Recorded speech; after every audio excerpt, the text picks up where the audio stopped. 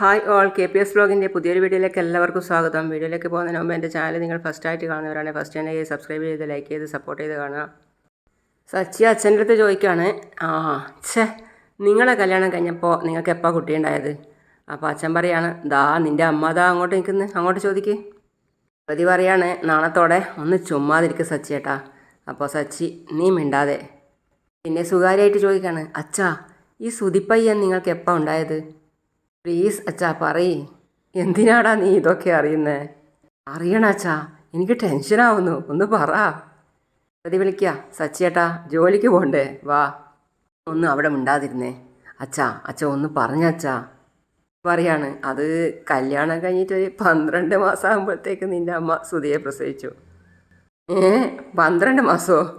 എടാ അച്ചി സുധീനെ അടുത്ത് പോയിട്ട് പറയാണ്, എടാ പണം അടിച്ച് മാറ്റിയിട്ട് ഓടാനാണോ നീ ആദ്യമേ വന്നത്? നിനക്ക് വയ്യേ പിറന്നാൽ പോരായിരുന്നോ? ചന്ദ്ര പറയാണ്, നിനക്ക് വട്ടായോടാ? ഇവനെ ഏതെങ്കിലും ആശുപത്രി കൊണ്ടുപോയിട്. വട്ടാവാതിരിക്കാനാണ് ഇതൊക്കെ ചോദിച്ചുകൊണ്ടിരിക്കുന്നത്. അമ്മ ഒന്നും മിണ്ടാതിരുന്നേ. എൻ്റെ പിന്നെ അച്ഛൻ്റെ അടുത്ത് പോയിട്ട് പറയാണ്, അച്ഛാ അപ്പോൾ ആദ്യത്തെ കുട്ടി പിറക്കാൻ 12 മാസം മതിയല്ലേ? സച്ചിക്കും ശ്രുതിക്കും നല്ല ചിരി വരുന്നുണ്ട് ഇവൻ്റെ കോമാളിത്തരം കേട്ടിട്ട്. എന്താടാ ഇത്, നീ എന്തായി ചോദിക്കുന്നേ? അല്ല അച്ഛാ, എല്ലാവർക്കും 12 മാസത്തിൽ തന്നെ പിറക്കുമോ?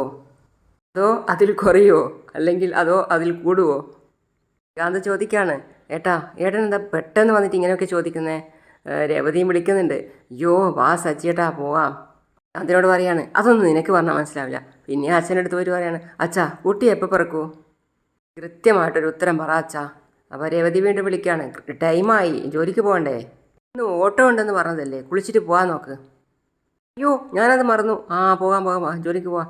വീണ്ടും അച്ഛൻ്റെ അടുത്ത് വാങ്ങിട്ട് അച്ഛാ എത്ര നാൾ കഴിഞ്ഞ് കുട്ടി? പോടാ എന്ന് പറഞ്ഞ അച്ഛൻ തള്ളിയപ്പോൾ പോയി വീണത് രേവതിയുടെ മേലാണ്. അറിയാതെ ഇടിച്ചതാ, വേദനിച്ചോ? സോറി കുഴപ്പമില്ല. നീ ഇങ്ങനെ അവളുടെ അടുത്ത് സോറി പറയാൻ മാത്രമേ ഇവിടെ എന്താ ഉണ്ടായേ?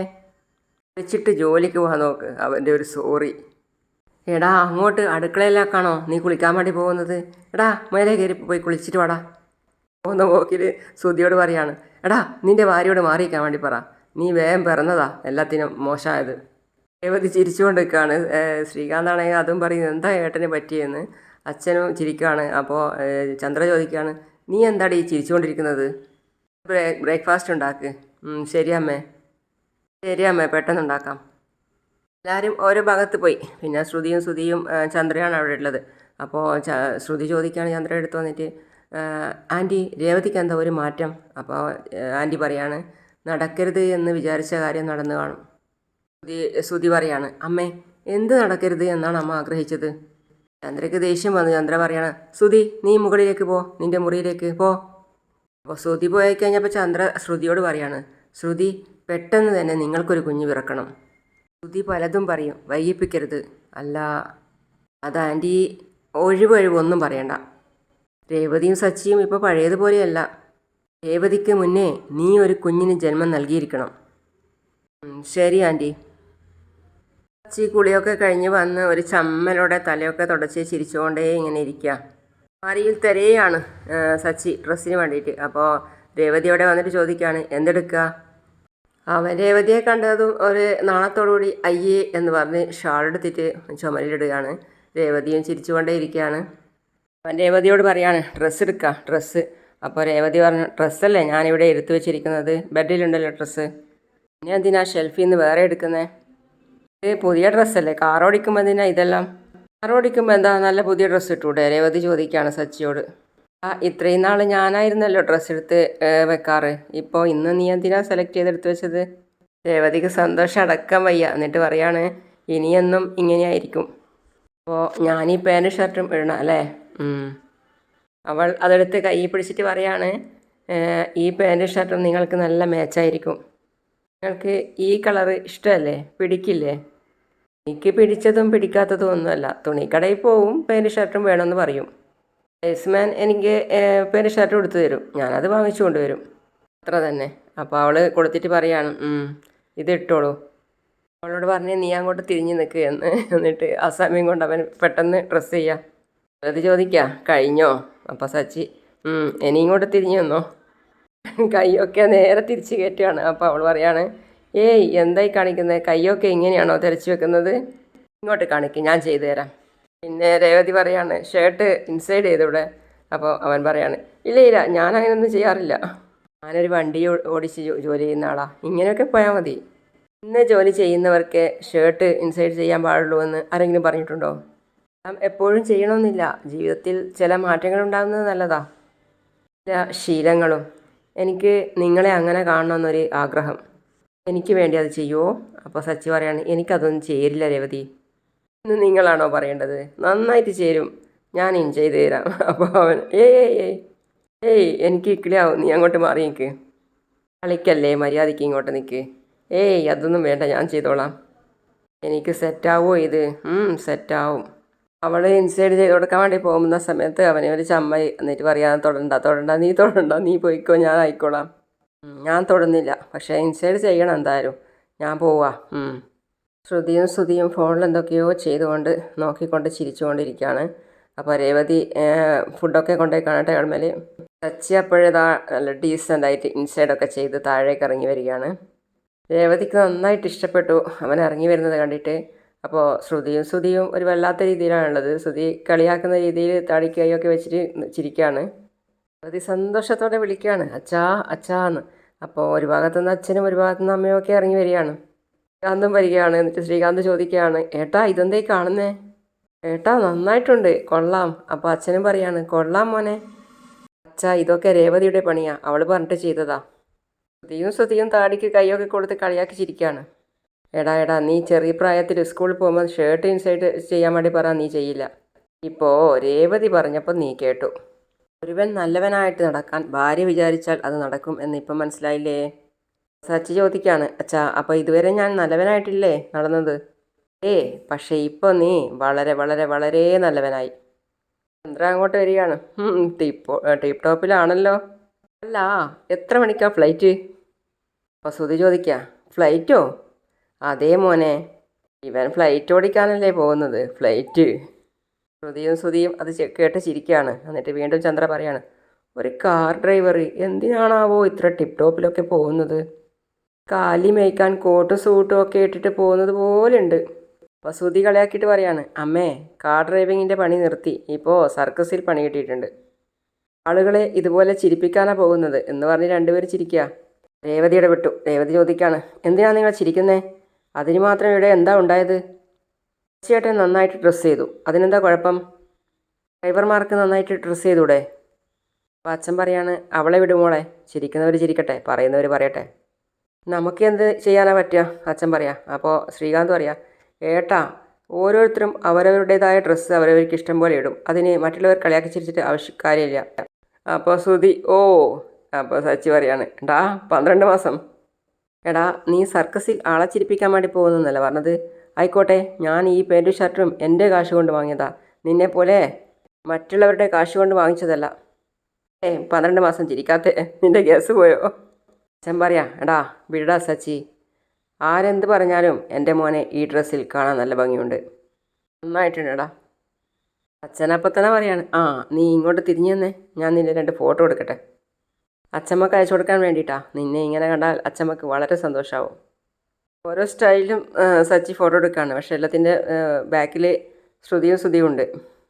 മതി അച്ഛാ മതി, ഞാൻ പോവുക. അപ്പോൾ രേവതി, സച്ചിയേട്ടാ ഇരിക്കും സച്ചിയേട്ടാ, ഭക്ഷണം കഴിച്ചിട്ട് പോയാൽ മതി, ഞാൻ വിളമ്പിത്തരാം. രേവതി വേണ്ട, ഭക്ഷണം വേണ്ട, സമയമായി, ലൈറ്റായി. അത് പറഞ്ഞാൽ പറ്റില്ല, സച്ചിയേട്ടൻ ഭക്ഷണം കഴിച്ചിട്ടേ പോകാവും, ഞാൻ എടുത്തു തരാം. ഞാൻ പോട്ടെ, കഴിക്കാൻ നിന്നാൽ കൂടുതൽ ലൈറ്റാവും. രേവതി ഞാൻ പറയുന്നത് കേൾക്ക്. എല്ലാവരും നോക്കി നിൽക്കുക, രേവതി കഴിച്ചിട്ട് പോയാൽ മതി എന്ന് പറഞ്ഞിട്ട് അവൾ തന്നെ ഭക്ഷണം എടുത്തിട്ട് അവന് വാരി കൊടുക്കുകയാണ്. അപ്പോൾ എല്ലാവരും നോക്കി നിന്നിടത്തായിപ്പോയി. അത് കണ്ടു നിന്ന് അച്ഛനും ശ്രീകാന്തിനും സന്തോഷമായി. അപ്പോൾ അതിനുശേഷം അമ്മയും ശ്രുതിയും ഒക്കെ ഒരു വല്ലാത്ത ഇതായി. അച്ഛൻ ശ്രീകാന്തിനെ തട്ടുകയാണ്, നോക്ക് രേവതി, പൂരി മസാല സൂപ്പറായിട്ടുണ്ട്, കൊണ്ടാ ഞാൻ കഴിച്ചോളാം. അച്ഛാ ശ്രീകാന്ത് ഇരിക്ക്. എന്നാൽ കഴിച്ചാളിയാം. അങ്ങനെ അച്ഛനും ശ്രീകാന്തും ഇരുന്ന്. അറിയാ അച്ഛാ നന്നായിട്ടില്ലേ? അത് പിന്നെ പറയണോ? ശ്രീകാന്ത് വിളിക്കുകയാണ് ശ്രുതിയെ. ഏട്ടാ വാ, നന്നായിട്ടുണ്ട്. അപ്പോൾ ശ്രുതിയോട് പറയാണ്, വാ നമുക്കും കഴിക്കാം. അപ്പോൾ അവർ വരുന്ന സമയത്ത് സച്ചി പറയാണ്, അവനിന്നൊന്നും കഴിക്കില്ലടാ, അവനെ പൂരി കഴിച്ചാൽ ഡിറ്റി വരും. നിൻ്റെ ഭാര്യ പറഞ്ഞില്ലേ അന്ന് എന്തോ ഡിറ്റിയാണെന്ന്? ശ്രീകാന്ത് പറഞ്ഞു കൊടുക്കാണ്, ഏട്ടാ അസിഡിറ്റി. ആ അതന്നെ, ജ്യൂസാ നല്ലത്, അവൻ അത് കുടിക്കട്ടെ. എന്താടാ ജ്യൂസിൻ്റെ പേര്? ABCDEFGHIJK അങ്ങനെ എന്തോ അല്ലേ, അത് കഴിച്ചാൽ മതി. എടാ ശ്രീകാന്തേ, അവൻ അങ്ങനെയാ, അവൻ്റെ ഭാര്യ പറയുന്നതേ അവൻ കഴിക്കൂ. എടാ ശ്രീകാന്തേ, നമുക്ക് ഇഷ്ടപ്പെട്ടത് നമ്മൾ കഴിക്കണം. നമ്മൾ കഴിക്കേണ്ടത് എന്താണെന്ന് മറ്റുള്ളവരല്ല തീരുമാനിക്കേണ്ടത്. ശ്രുതിക്ക് ദേഷ്യം പിടിച്ച് പോയിട്ട് പിന്നെ സോഫമത്ത് തന്നെ ഇരുന്ന്. ആ സമയത്ത് ശ്രുതിയും പോയിട്ട് അവിടെ തന്നെ ഇരുന്നു. പിന്നെ സച്ചി വീണ്ടും പറയാണ്, കല്യാണം കഴിഞ്ഞാൽ ചില കോന്തന്മാരെ ഭാര്യ പറയുന്നത് മാത്രമേ കേൾക്കൂ. ഇട്രാ കഷ്ടം. ശ്രുതിക്ക് ദേഷ്യം പിടിച്ച് പറയാണ്, ഇവൻ ഞാൻ ഇന്ന്. അപ്പോൾ ശ്രുതി പിടിച്ചു വെച്ചു. രേവതി, എനിക്കിന്ന് ഉച്ചയ്ക്ക് പൂരി മസാല മതി, നീ എടുത്ത് വെച്ചേക്ക്. ആ ഞാൻ എടുത്ത് വെച്ചിട്ടുണ്ട്, ഒന്നുകൂടി കഴിക്കേ. മതി മതി മതി. അങ്ങനെ സച്ചി എണീറ്റ് പോയി. അതിനുശേഷം ശ്രീകാന്ത് അച്ഛനോട് പറയാണ്, അച്ഛാ ഇന്ന് ലേബർ കോർട്ടിൽ പോകണ്ടേ? പോകണം. ഇന്ന് പെൻഷൻ്റെ കാര്യത്തിലൊരു തീരുമാനമാവും. അപ്പോൾ ശ്രീകാന്ത് പറയാം, ഞാനും വരാം അച്ഛാ. നീ വരേണ്ട ആവശ്യമൊന്നുമില്ല. അപ്പോൾ സച്ചി പറയാണ്, അച്ഛാ അച്ഛനെ കാണുമ്പോൾ ആ മധുസൂദന് ഇളക്കം കൂടും, ഞാനും കൂടെ വരാം അതുകൊണ്ട്. രേവതി ഞാൻ ഇറങ്ങാം. അപ്പോൾ രേവതി ഫുഡിൻ്റെ പാത്രം എടുത്തിട്ട് വരികയാണ്. ടാറ്റ.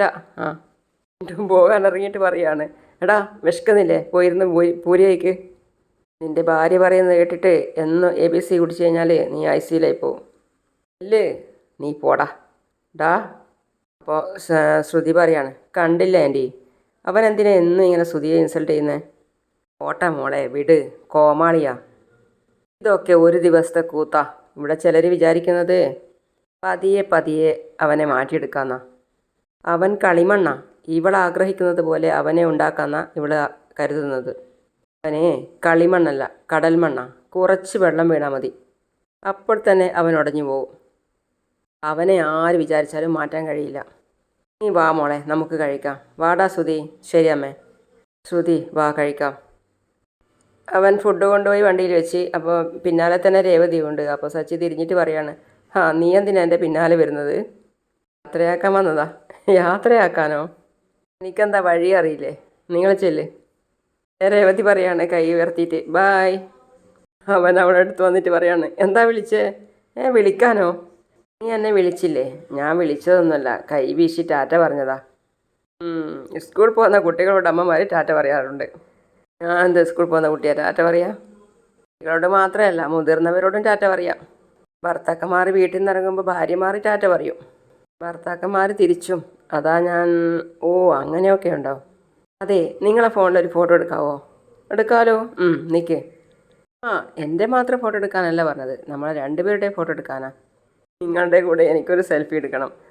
ഞാനാരാ, വലിയ സെലിബ്രിറ്റിയോ എൻ്റെ കൂടെ സെൽഫി എടുക്കാൻ? എനിക്കൊരാഗ്രഹം. നമ്മൾ ഇതുവരെ ഒരുമിച്ചുള്ള ഫോട്ടോ എടുത്തിട്ടില്ലല്ലോ, ഒന്നെടുക്കുമോ? അങ്ങനെ അവർ രണ്ടുപേരും ചേർന്ന് നിന്നിട്ട് ഫോട്ടോ എടുക്കുക. അപ്പോൾ സച്ചി പറയാണ്, സെൽഫി എടുക്കുമ്പോൾ കൈ ഇങ്ങനെ വെക്കാറില്ലേ എല്ലാവരും, അതുപോലെ വെക്കുക. അങ്ങനെ രണ്ടുപേരും അടിപൊളിയായിട്ട് സെൽഫിയൊക്കെ എടുത്ത് അങ്ങനെയാണ് ഇന്നത്തെ കഥ അവസാനിക്കുന്നത്. അപ്പോൾ അടുത്ത വീഡിയോ ആയിട്ട് ഞാൻ ഉടൻ വരുന്നതാണ്. അതുവരേക്കും സീ യു ഓൾ.